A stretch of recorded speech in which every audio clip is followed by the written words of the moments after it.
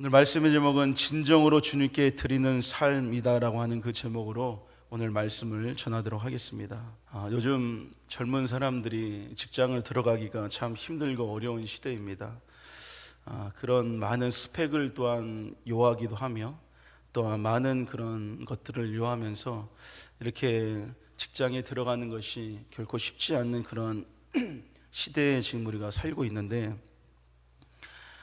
그런 직장이라고 하는 것을 우리가 얘기를 했을 때 사람들이 가장 많이 선망하고 또한 들어가고 싶어하는 그런 회사가 있습니다. 그 회사 중에 하나가 바로 구글이라고 하는 그런 회사입니다. 사람들이 들어가고 싶은 그 이유를 이렇게 조사해 봤더니 회사가 혁신적이다라고 하는 그러한 이유들이 많이 있었습니다. 많은 회사들을 보면은 어떻게 보면은 고리타분하는 그런 일들만 하며 또한 많은 것들이 이렇게 혁신적이지 못하는 그런 모습들을 볼 수가 있는데, 구글이라고 하는 회사는 전 세계의 그 혁신을 일으키는 그런 곳이기 때문에 많은 사람들의 그 심장을 뛰게 하는, 젊은이들의 심장을 뛰게 하는 그런 회사다라는 것을 알 수 있습니다. 또한 복지가 굉장히 최고의 복지를 가지고 있기 때문에 사람들은 이 구글이라고 하는 이 회사에 한 번이라도 가서 일해보고 싶은 그러한 선망의 대상이 바로 이 직장인 구글이라고 하는 이 회사입니다.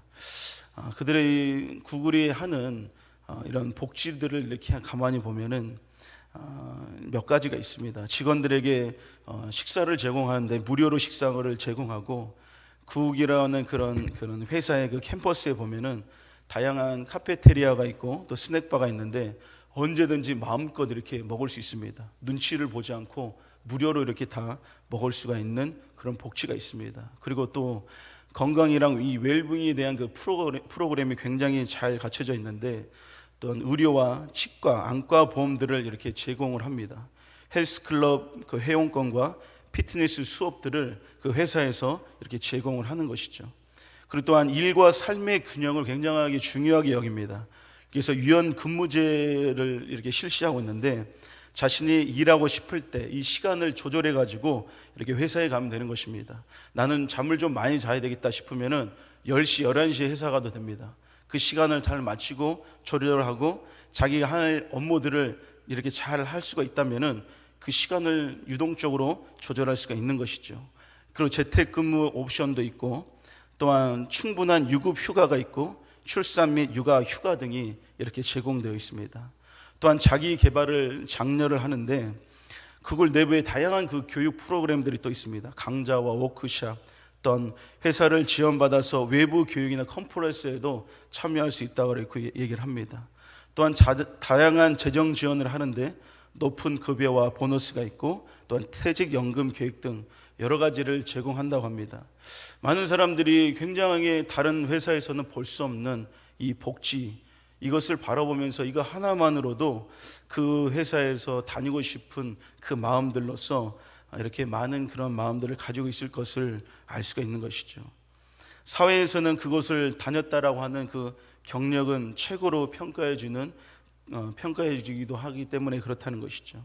우리도 여러분들 어떤 사람이 구글에 다녔다고 하면 여러분들 어떻게 생각하겠습니까? 야, 그 대단한 회사에 다녔다라고 생각하면서 사람들이 굉장히 높게 평가를 할 것입니다.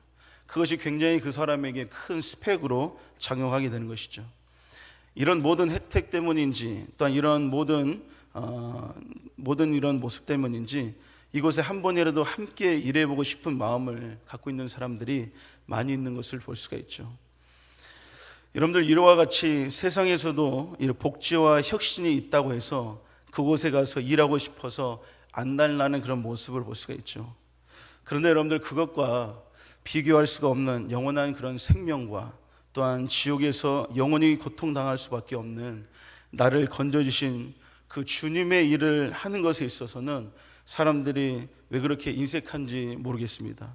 왜 주님께 진정으로 자신을 드리기를 원하지 않을까라고 하는 그 모습들을 우리가 볼 수가 있는데, 오늘 이 부분들을 가지고 본문의 말씀을 통해서 우리가 함께 은혜를 나누길 원합니다. 그래서 우리가 어떻게 하면 이와 같이 하나님께 드려지는 삶을 살아갈 수가 있을까라고 하는 것을 오늘 본문의 말씀을 통해서 함께 나눠보도록 하겠습니다. 먼저 주님께 드리는 삶을 살기 위해서는 하나님을 만나야 한다라는 것을 알 수 있습니다. 오늘 본문의 말씀 1절의 말씀에 보면 이렇게 말씀합니다. 우시야 왕이 죽던 해에 내가 본즉 주께서 높이 들린 보좌에 앉으셨는데 그의 옷자락은 성전에 가득하였고 라고 말씀합니다. 이사야는 성전에서 거룩한 하나님의 그런 모습을 보게 됩니다. 당시 이사야의 이 마음의 상태는 소망을 잃어버렸고 절망 속에 있었던 그런 상황이었던 것을 알 수가 있는데, 왜냐하면 우시야 왕이 죽던 해라고 이렇게 말씀을 하고 있습니다. 이 우시야 왕이 죽던 해라고 하는 것은 우리들에게 많은 의미를 가지고 있는데, 우시야 왕은 남유다 10번째 10대의 그런 왕이었습니다. 그는 왕으로 등극해서 무너져가는 그 유다를 다시 세우고 최고의 그 전성기를 이어간 왕이었습니다. 그러다가 나라가 계속 국왕해서 정말로 그 나라에서 잘 살아가고 잘 되어지는, 또한 그렇게 나라가 부강해지다 보니까 그에게 무엇이 찾아왔냐면은 바로 교만이라고 하는 것이 찾아왔습니다. 이 교만이라는 것이 여러분들 찾아오면 너무나도 무섭죠. 그래서 이 우시야 왕은 왕의 권력을 누리는 것에 만족하지 않고 어디에까지 눈이 가게 되었냐면은 제사장 노릇까지 하려고 했던 것을 볼 수가 있습니다. 제사장만이 할 수 있는 그 성전의 그 분향을 자신이 이렇게 하려고 했다는 것이죠. 그때 하나님이 진노하셨습니다. 그러면서 그에게 무엇을 주셨냐면은 문둥병이라는 것을 주셔서 그가 문둥병에 걸려서 격리되어서 살아가는 그 인생이 되었다는 것을 볼 수 있습니다. 그렇게 살아갈 때 나라는 점점 힘들어가는 그런 상황이었죠. 이제는 왕으로서의 그 일을 하지 못하고 또한 격리되어서 자신의 아들이 그 유다를 이제 맡아서 나라를 다스리는데 나라가 점점 힘들어가는 그런 상황에 빠져 있는 것입니다. 그래서 사람들은 우시야 왕이 다시 회복되어서 나라를 통치하기를 굉장하게 원하고 이렇게 간절하게 바랬지만 우시야 왕은 끝내 죽고 말았다는 것을 볼 수가 있습니다. 그런 상황 속에서 백성과 이사야 선지자도 굉장한 절망 가운데 있었고 소망을 잃어버리는 그런 상황이었다는 것을 알 수가 있는데요. 그런 모든 소망을 잃어버린 가운데 이사야가 할 수가 있었던 것은 무엇이냐면은 성전에 올라가는 것뿐이 없었다는 것입니다. 성전에 그냥 올라가겠습니까? 성전에 올라가서 기도하는 그런 일뿐이 할 수가 없었다는 것이죠. 그런 그때 하나님께서는 이사야를 만나 주셨다는 것을 오늘 본문을 통해서 볼 수 있습니다. 여러분들, 하나님을 만날 때 우리가 하나님을 만나는 그런 과정 속에서 참 사람들이 절망과 슬픔과 또한 낙심 가운데 있었을 때 하나님께서는 외면하지 않으시고 그 사람들을 만나 주실 줄로 믿습니다. 더 이상 아무것도 할 수가 없을 때, 소망을 잃어버리고 절망 가운데 있을 때 하나님께서는 그를 찾아와 주셔서 만나 주시는 우리 하나님이시죠. 이와 같이 우리가 혹시나 그 절망 가운데 낙심 가운데 있다면은 하나님께서 여러분들을 반드시 만나 주실 줄로 믿습니다. 이사야가 바로 그러한 힘든 상황 속에서 하나님께서 만나 주셨는데 오늘 그 만나는 그 장면을 말씀하고 있습니다. 2절부터 3절의 말씀에 보면 이렇게 말씀합니다. 스랍들이 모시고 섰는데 각기 6 날개가 있어 그 둘로는 자기 얼굴을 가리었고 그 둘로는 자기의 발을 가리었고 그 둘로는 날며 서로 불러 이르되 거룩하다 거룩하다 거룩하다 만군의 여호와여 그의 영광이 온 땅에 충만하도다 하더라 라고 말씀합니다. 이 스랍이라고 하는 것은 천사를 얘기하는 것입니다. 이 스랍들이 하나님이 계시는 그곳 가운데 섰는데 날개가 6개가 달린 천사였습니다. 여러분들, 보통적으로 날개라고 하는 것은 날기 위한 목적으로 만들어졌다라는 것을 우리는 다 알 수가 있는데 이 천사는 날개 6개로 모든 6날개로 나는 것이 아니라 두 날개는 자기의 얼굴을 가리었고 또한 두 날개는 자기의 발을 가리었고 두 날개로 날고 있는 모습을 오늘 말씀하고 있습니다. 왜 그들이 가지고 있는 그 날개로 자기 얼굴을 가리고 왜 발을 가렸을까라는 걸 생각해 보면은 하나님의 그 영광의 빛, 그 광채는 그곳에 충만하였고 그 빛이 얼마나 거룩하고 강한지 이 천사들조차도 하나님을 바로 쳐다볼 수가 없었다라는 것이죠. 그들이 부정하다고 생각하는 그 발을 가리고 또한 자기 눈으로서는 하나님을 직접 쳐다볼 수가 없을 만큼의 거룩하고 또한 강한 하나님의 그 영광의 빛이 비침으로 그들은 자기의 날개로 눈을 가릴 수밖에 없었다라는 것을 볼 수 있습니다. 이와 같이 성전에서 이사야가 하나님을 바라보고 그곳에 임재하시고 또한 영광 가운데 있으신 그 하나님은 하나님의 그 영광의 빛과 그 광채로 충만했다라는 것을 볼 수가 있습니다. 이사야는 이때까지 하나님에 대해서는 그냥 알고 있었을 뿐입니다. 하나님을 어떻게 보면은 관념적으로만 알고 있었습니다. 실제로 하나님이 살아계신 하나님을 보지 못하고 경험해 보지는 못했다는 것이지. 이와 같이 하나님의 그 영광의 빛과 광채가 있는 그러한 모습들을 일생일대에 처음 보았다는 것입니다. 그러나 이제는 그 하나님을 그 성전에서 바라볼 때 살아계신 하나님을 만나고 경험한 이사야를 볼 수가 있는 것입니다. 하나님에 대해서 여러분들 아는 사람들은 많이 있습니다. 그러나 하나님을 아는 사람은 많지 않습니다. 여러분들 이 말이 좀 똑같은 것 같은데 다릅니다. 하나님을 대해서 아는 사람들은 많이 있지만 하나님을 아는 사람은 많이 있지 않다라는 것을 말씀을 드리는데, 안다라고 하는 헬라어 이 단어는 두 개의 뜻을 가지고 있습니다. 하나는 그 단어는 에이도라고 하는 그 단어이고 또 하나는 기노스코라고 하는 그런 단어입니다. 이 에이도라고 하는 이 단어는 지식적인 삶, 지식적인 알미다라고 하는 것을 얘기를 하는 것이고, 기네스코는 인격적이고 체험적인 관계적인 알을 가리키는 그런 단어입니다. 여기서 여러분들 우리가 대통령을 안다고 할 때 많은 사람들이 책이나 뉴스를 통해서 그분에 대해서 지식적으로는 알 수도 있습니다. 또한 그분과 친분이 있어서 교제하는 가운데 또한 알 수도 있는 것이죠. 대통령에 대해서 아는 사람은 많지만 대통령을 아는 사람은 많지 않다는 것입니다. 그 이유는 무엇입니까? 대통령에 대해서는 많은 매체를 통하여서 그 사람이 어떤 사람이고 또 어떤 학교를 나왔고 어떻게 그런 이 세상에서의 지위를 가지며 살았는지에 대해서 그 스펙에 대해서는 다 알 수가 있습니다.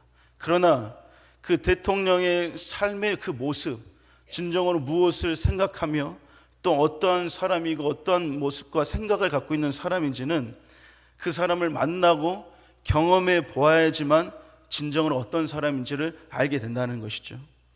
하나님을 만나야지만이 하나님을 아는 사람이 된다는 것입니다.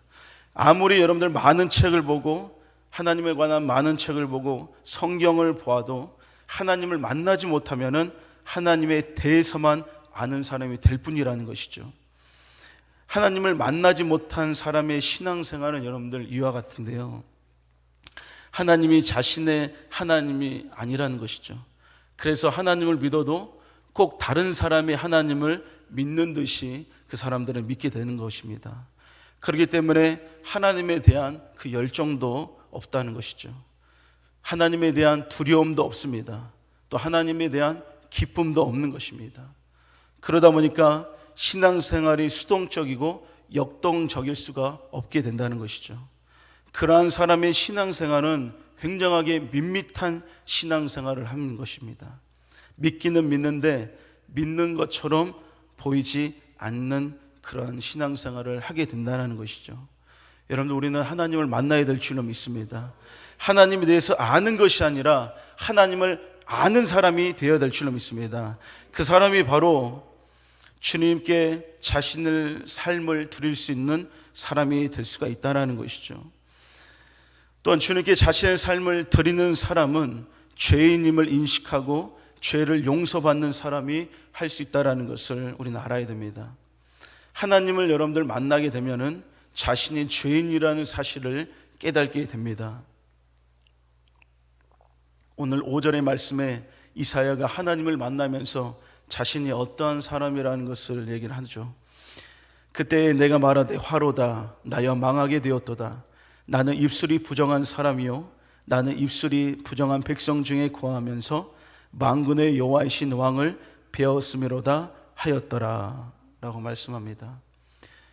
거룩하신 하나님의 인재를 이제는 하나님을 경험하고 그분 앞에 있을 때 그분의 그 찬란한 그 밝은 그 빛 가운데 거룩한 그 빛이 자신에게 있는 모든 것을 밝혀 보게 되었다는 것입니다.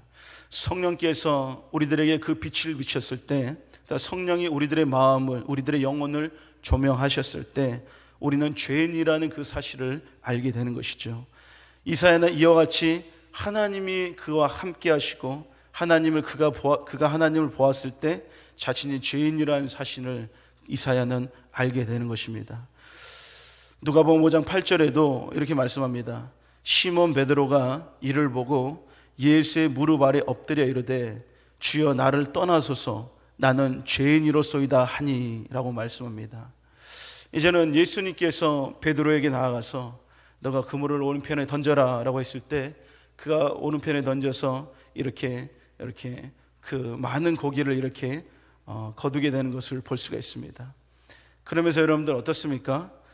이제는 베드로가 예수님이 정말로 살아계신 하나님의 아들이고 그 예수님을 배움으로 말미암아 베드로가 그 예수님 앞에서 자신의 모습이 이제는 드러나는 것을 볼 수가 있습니다. 그러면서 자기 자신은 죄인이다 라고 하는 사실을 예수님 앞에서 고백하는 것을 볼 수가 있습니다. 이와 같이 여러분들 하나님을 만나게 되면은 그 사람의 그런 특징은 무엇이냐? 바로 자기 자신이 죄인이라는 그 사실을 알게 되는 것입니다. 우리들의 삶들 가운데 나는 그래도 이 세상을 살아가면서 선하게 살아가는 것 같다. 나는 뭐 그다지 많은 죄를 짓지 않는 것 같아. 그래도 나는 뭐 괜찮은 사람인 것 같다라고 생각하는 사람이 있다면은 하나님의 그 임재를 아직 경험해 보지 못한 사람인 것입니다. 하나님의 임재를 경험하면 거룩하신 그 하나님, 또한 죄와 함께 하실 수 없는 그 하나님을 경험하게 되면은 자신이 얼마나 큰 죄인이라는 사실을 알 수가 있게 되는 것이죠. 여러분들 여기서 알다시피 이사야가 여러분들 죄를 지었다면은 얼마나 많은 죄를 지었겠습니까? 이사야도 이 하나님을 만나기 전부터도 그 선지자의 그 사명을 감당하고 있었던 그런 사람이었습니다. 하나님의 그 말씀을 전했던 그런 사람인데 그가 그런 생활 속에서도 얼마나 많은 그런 추악하고 험한 그런 죄를 지었겠습니까? 그러나 자신은 본래부터가 죄인이었다라고 하는 사실을 하나님의 그 임재의 경험 가운데 그는 알게 되었다는 것을 볼 수가 있습니다. 그런 자신의 그 죄인된 모습, 더 이상 자신은 살 수 없다라는 것을 이렇게 얘기를 하는 것이죠. 화로다 나여 망하게 되었도다.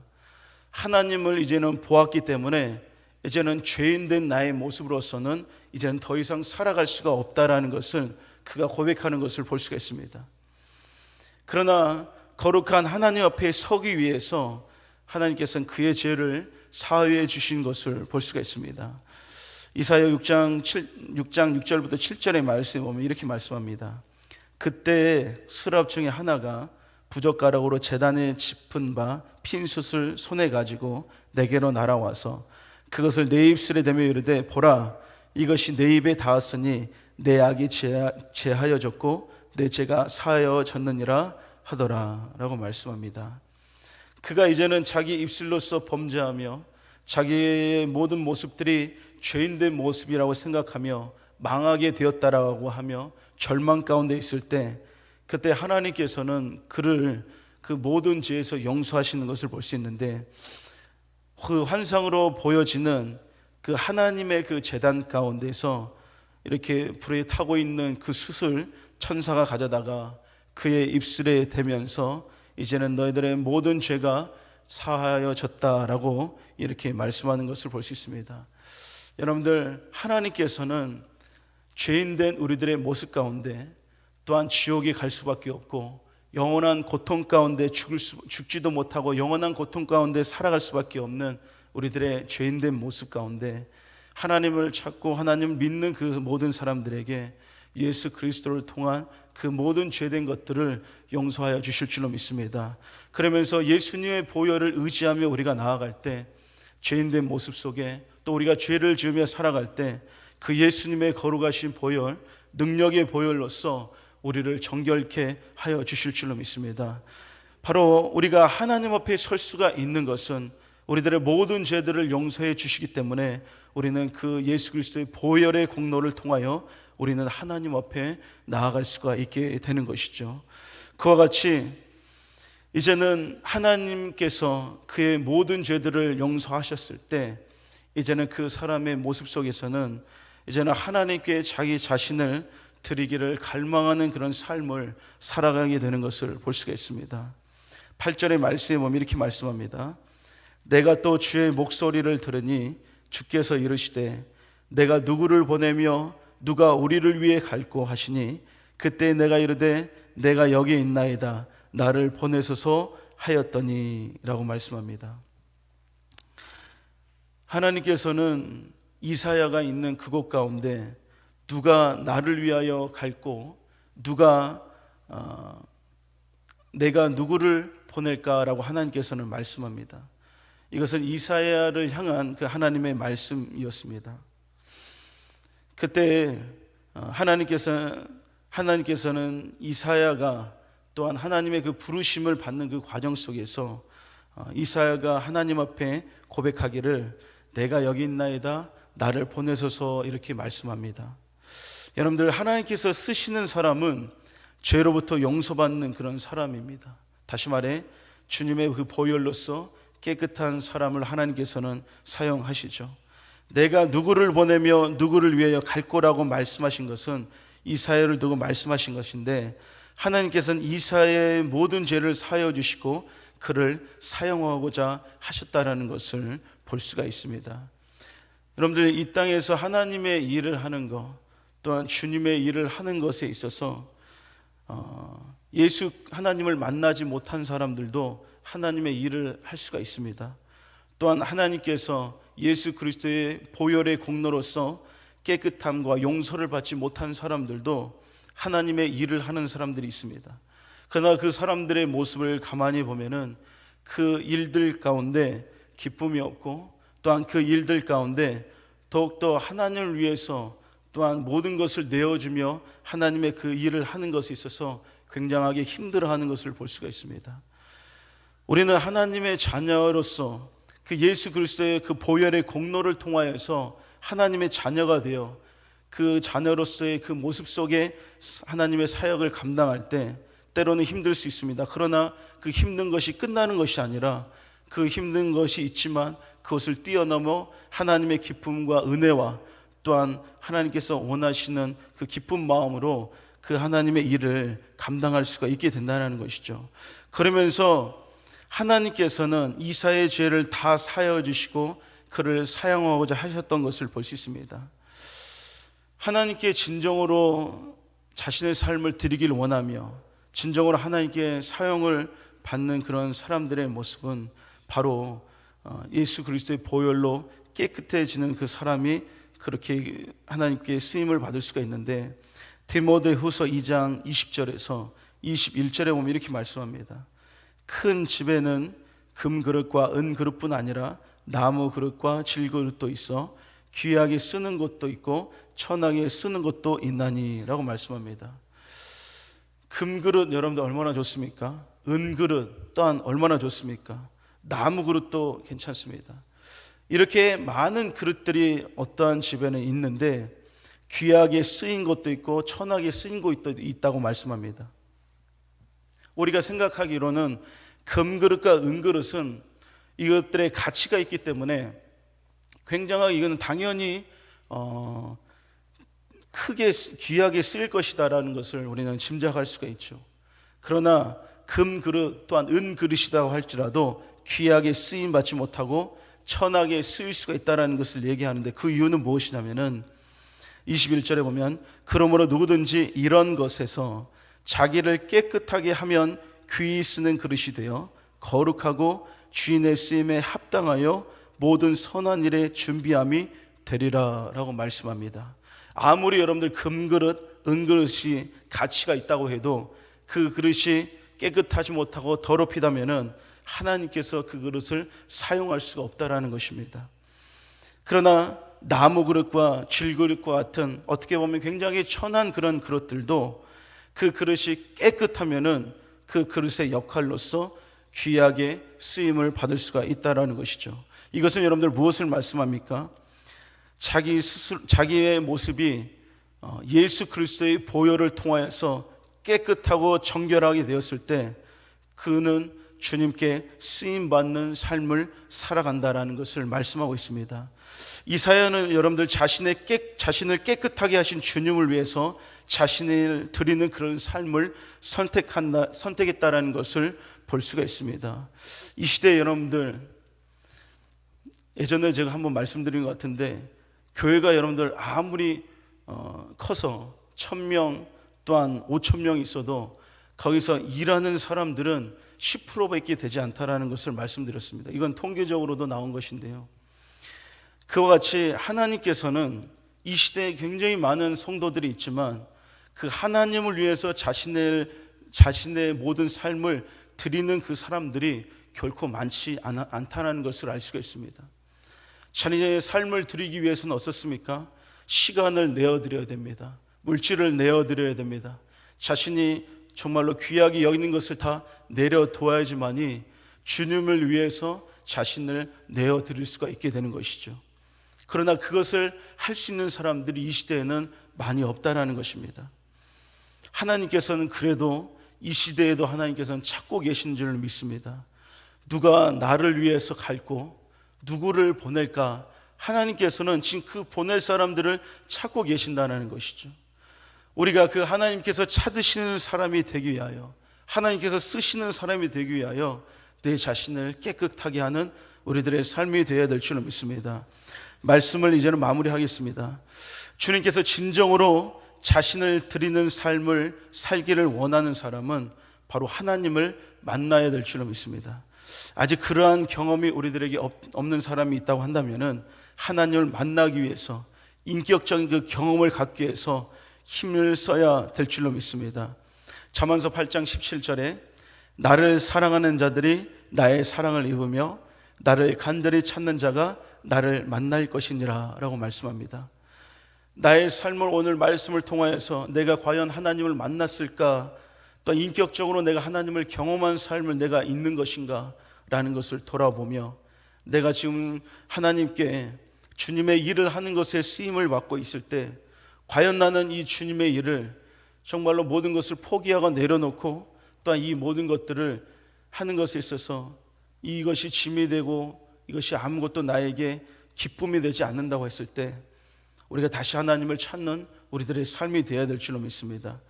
하나님을 만나는 사람은 자신이 죄인이라는 것을 인식하고 죽을 수밖에 없는 사람이라는 것을 알게 됩니다. 그 사람은 하나님을 간절하게 찾을 수가 있는 것이죠.